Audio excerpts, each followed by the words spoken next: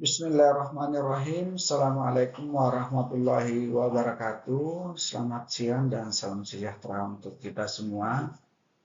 Hari ini kita akan masuk mata kuliah kesehatan kerja dalam subpembahasan sistem pelayanan kesehatan kerja.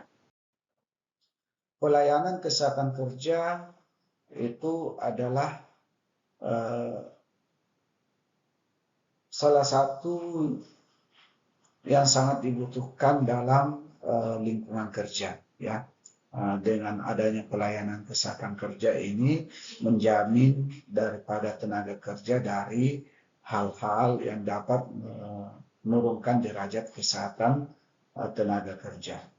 Sistem pelayanan kesehatan kerja adalah suatu rangkaian upaya yang terorganisir di tempat kerja untuk melindungi, memelihara dan meningkatkan derajat kesehatan tenaga kerja melalui kegiatan promotif, preventif, kuratif, dan rehabilitatif yang dilaksanakan secara menyeluruh, terpadu, dan berkelanjutan berdasarkan hasil identifikasi bahaya dan penilaian risiko kerja.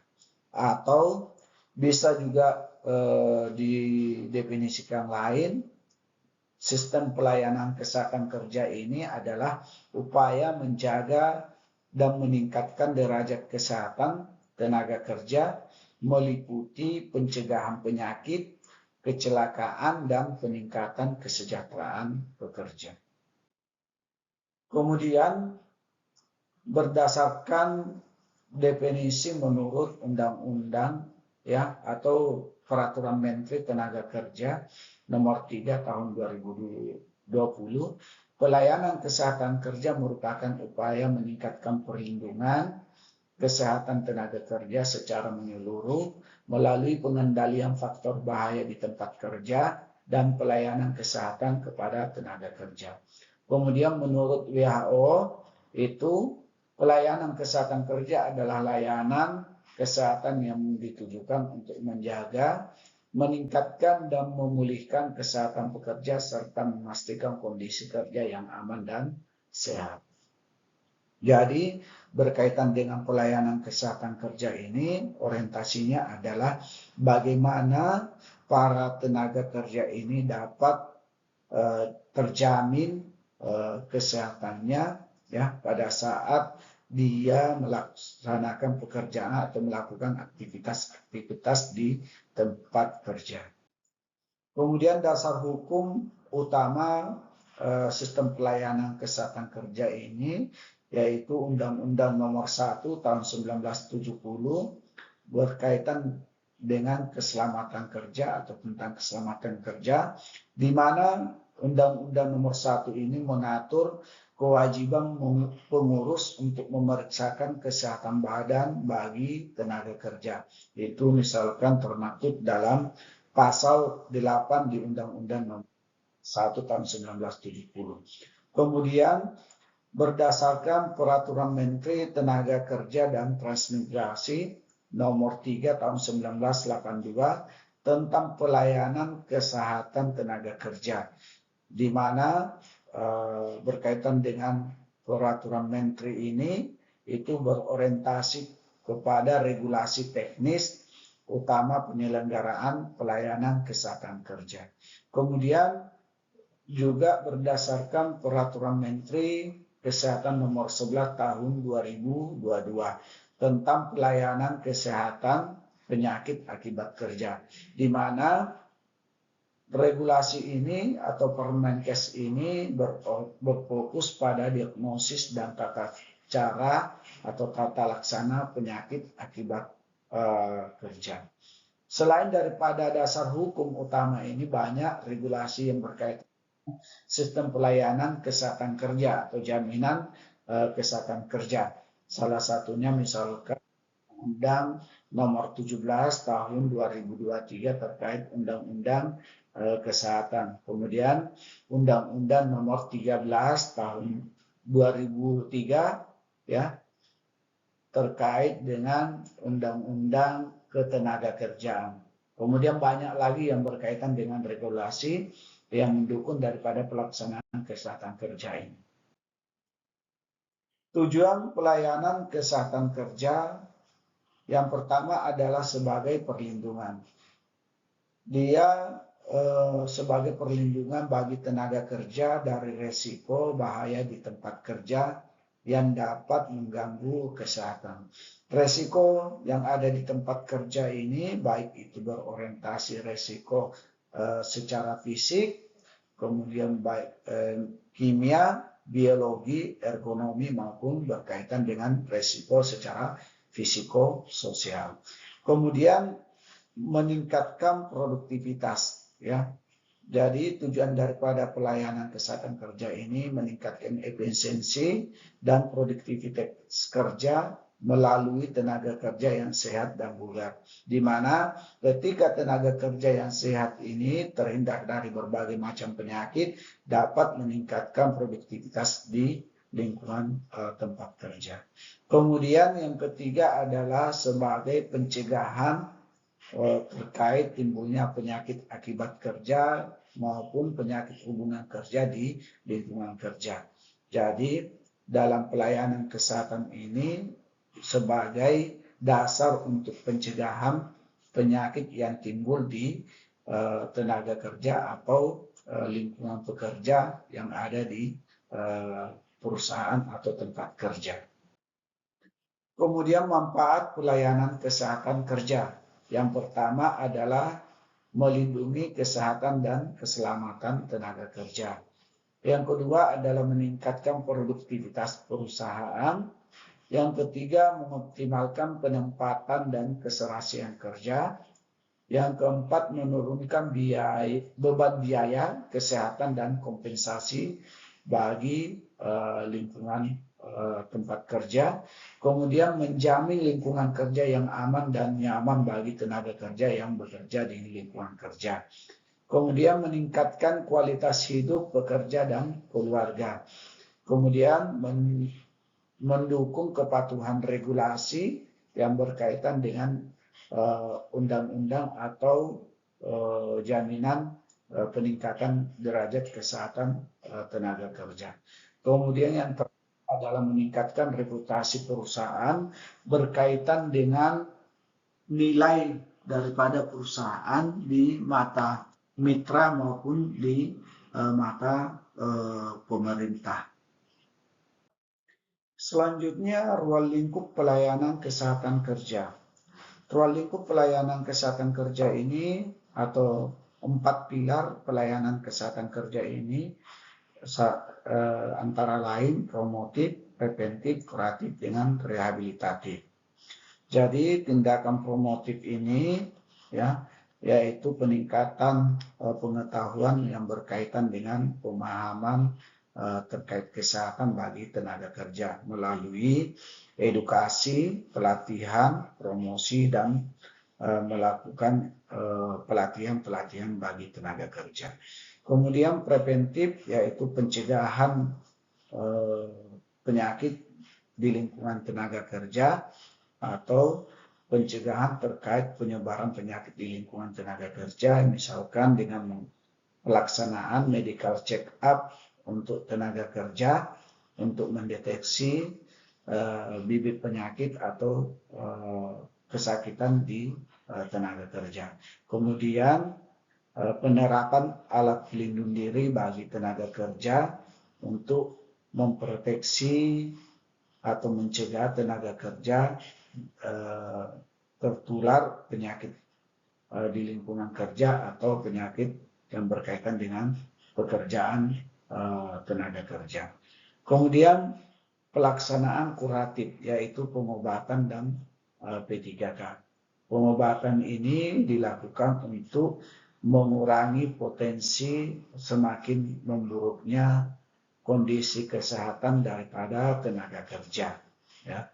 Kemudian selanjutnya adalah rehabilitatif, dilakukan untuk pemulihan kesehatan bagi tenaga kerja pasca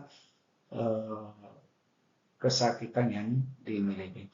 Biasanya rehabilitatif ini diterapkan bagi tenaga kerja yang memiliki penyakit-penyakit tertentu, misalkan penyakit yang berkaitan dengan gangguan kejiwaan atau stres kerja. Ya. Di samping pengobatan kuratif yang dilaksanakan, perlu dilakukan rehabilitatif untuk memastikan tenaga kerja ini betul-betul sudah bisa untuk melakukan aktivitas seperti sedia kala di lingkungan kerjanya. Kemudian sistem manajemen pelayanan kesehatan kerja. Sistem manajemen pelayanan kesehatan kerja ini bisa dilihat berdasarkan alur layanan kesehatan kerjanya yang dimulai dari proses inputnya. Input ini berorientasi dari fasilitas yang dimiliki, sarana dan prasarana, kemudian tenaga medis dimiliki, kemudian proses adalah proses pelayanan yang dilakukan terhadap tenaga kerja, kemudian output pasca daripada pengobatan yang dilakukan, kemudian outcome-nya ini bagaimana tindak lanjut supaya penyakit yang ditimbulkan daripada pekerjaan atau penyakit yang timbul di lingkungan pekerjaan itu bisa tidak terjadi lagi atau tidak jangkit lagi bagi tenaga kerja yang lainnya. Kemudian terintegrasi dengan pelaksanaan SMK 3. Ya, jadi sistem manajemen pelayanan kesehatan kerja itu terintegrasi dengan sistem manajemen keselamatan kerja. Kemudian berbasis resiko dan evidence based, di mana itu melihat berdasarkan risiko potensinya atau dampak ya bahaya yang timbul di lingkungan kerja, kemudian mengambil keputusan berdasarkan daripada sumber data atau penelaahan pengkajian terkait daripada data yang ada ya atau data yang ada untuk mengambil suatu kebijakan atau kesimpulan. Kemudian komponen sistem pelayanan itu yang pertama adalah kebijakan K3, kemudian sumber daya ini baik itu tenaga atau sumber daya manusianya, kemudian fasilitas di lingkungan tempat kerja, kemudian peralatan yang dimiliki berkaitan dengan pelayanan kesehatan.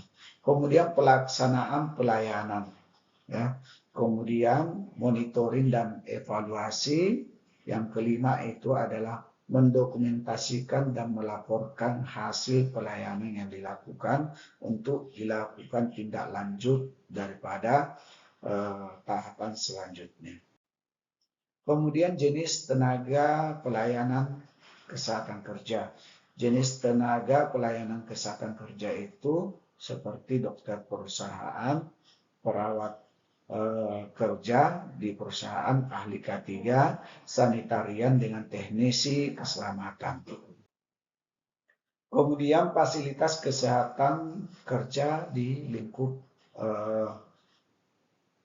pelayanan kesehatan kerja. Yang pertama adalah penyediaan klinik perusahaan, kemudian ruang P3K, penyediaan ambulans dan alat emergensi bagi tenaga kerja yang membutuhkan, kemudian penyediaan laboratorium di lingkungan kerja jika dibutuhkan.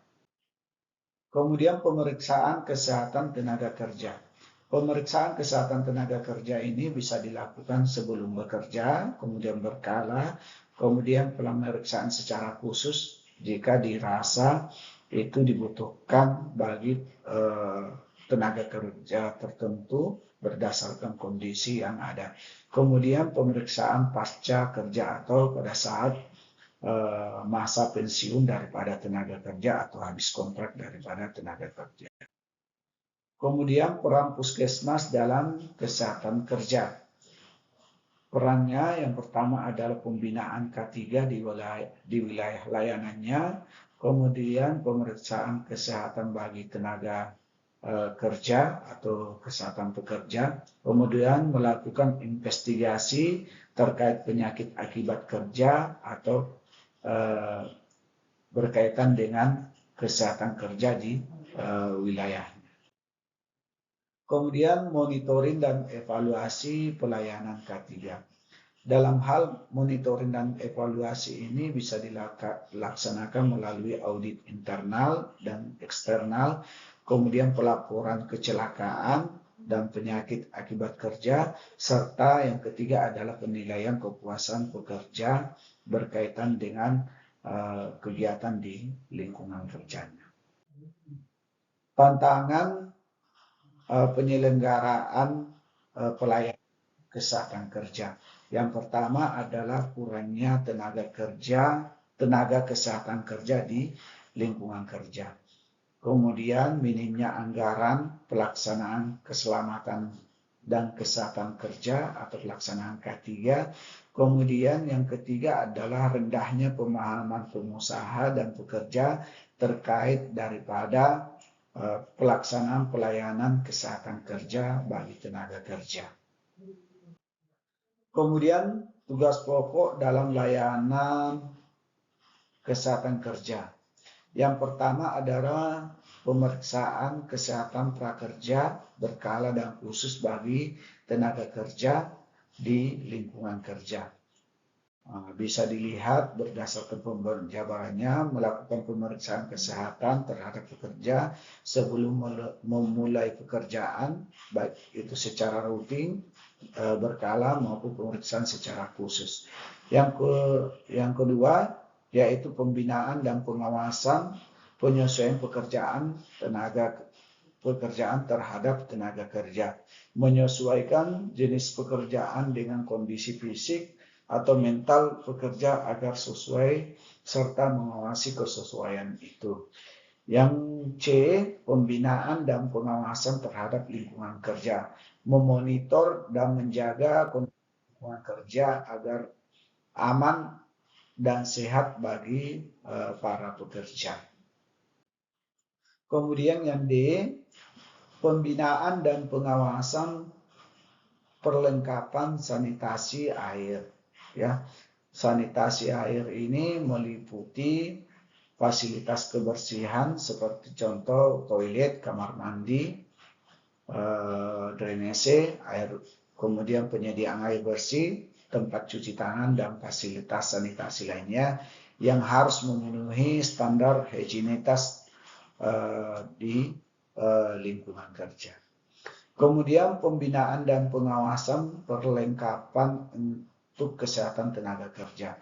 Perlengkapan ini bisa termasuk fasilitas kesehatan di tempat kerja seperti keberadaan klinik, keberadaan kotak P3K, kemudian keberadaan atau penggunaan alat pelindung diri, kemudian peralatan medis dasar, kemudian ketersediaan ventilasi di tempat-tempat kerja yang membutuhkan, kemudian peralatan ergonomis dan lainnya.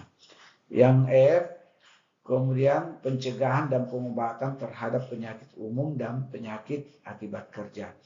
Pencegahan ini mencakup tindakan promotif dan preventif, yaitu dengan melakukan edukasi kesehatan, penilaian risiko, kontrol lingkungan kerja, penggunaan APD, kemudian surveillance kesehatan, kemudian deteksi dini penyakit akibat kerja di lingkungan tenaga kerja. Kemudian yang D, melakukan pertolongan pertama pada kecelakaan, menyelenggarakan sistem tanggap darurat dan petugas P3K yang terlatih di lingkungan tempat kerja. Kemudian H, pendidikan kesehatan untuk tenaga kerja dan latihan untuk petugas P3K dengan memberikan penyuluhan seperti sepital ya atau briefing di pagi hari ya atau general briefing bagi tenaga kerja, seluruh tenaga kerja dan pelatihan kesehatan kepada pekerja. Kemudian nasihat berdasarkan perencanaan, memberikan masukan terkait penggunaan alat pelindung diri, kemudian pengelolaan gizi di lingkungan kerja dan desain tempat kerja. Kemudian rehabilitasi membantu pemulihan pekerja pasca kecelakaan atau sakit untuk kembali bekerja. Kemudian pembinaan kondisi khusus, pengawasan khusus bagi pekerja wanita usia lanjut atau dengan pekerja yang berorientasi disabilitas. Kemudian yang I, pelaporan berkala, menyusun dan melaporkan data kesehatan kerja kepada pengurus dan disnaker. Kemudian selanjutnya berkaitan dengan bentuk penyelenggaraan pelayanan kesehatan, itu sesuai dengan Permenaker nomor 3 tahun 1982 terkait pelayanan kesehatan kerja dapat diselenggarakan melalui penyelenggaraan sendiri dengan perusahaan mendirikan klinik sendiri dengan orientasi perusahaan memiliki karyawan di atas 500 orang atau memiliki resiko tinggi. Kemudian bisa juga dilaksanakan dengan kerjasama dengan pihak ketiga, bekerja sama dengan dokter praktek swasta, puskesmas atau rumah sakit.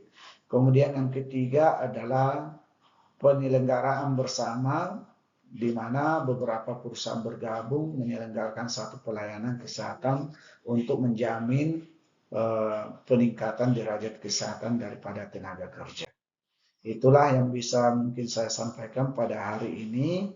Lebih dan kurangnya mohon maaf jika ada yang mau ditanyakan, silahkan ditanyakan.